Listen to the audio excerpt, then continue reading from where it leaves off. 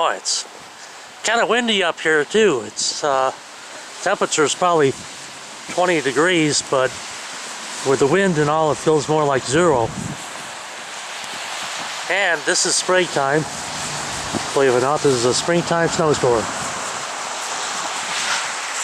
April the 9th. Sure doesn't feel like spring.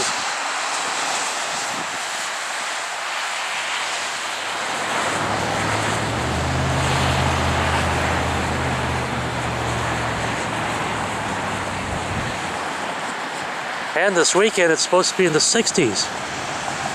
Hard to believe.